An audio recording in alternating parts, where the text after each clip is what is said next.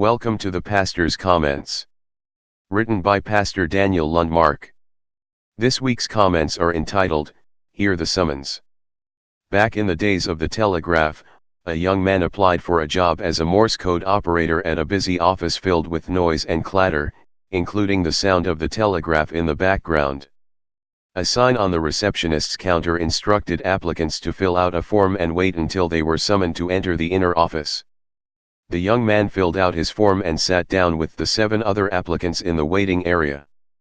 After a few minutes, the young man stood up, crossed the room to the door of the inner office, and walked right in. The other applicants began muttering among themselves that they hadn't heard any summons yet. Within a few minutes, the employer escorted the young man out of the office and said to the other applicants, "Gentlemen, thank you very much for coming, but the job has just been filled." The other applicants began grumbling and one spoke up, "Wait a minute, he was the last to come in, and we never even got a chance to be interviewed, yet he got the job. That's not fair." The employer said, "I'm sorry, but the last several minutes while you've been sitting here, the telegraph has been ticking out the following message in Morse code.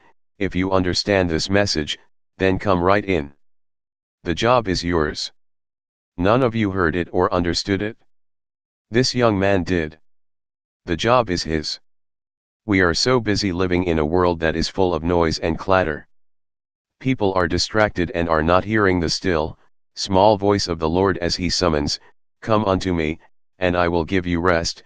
Matthew chapter 11 verse 28. Author unknown, adapted.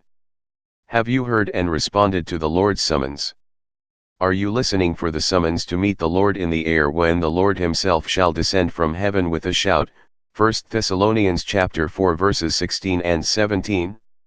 See www.naog.ws/billboard.htm.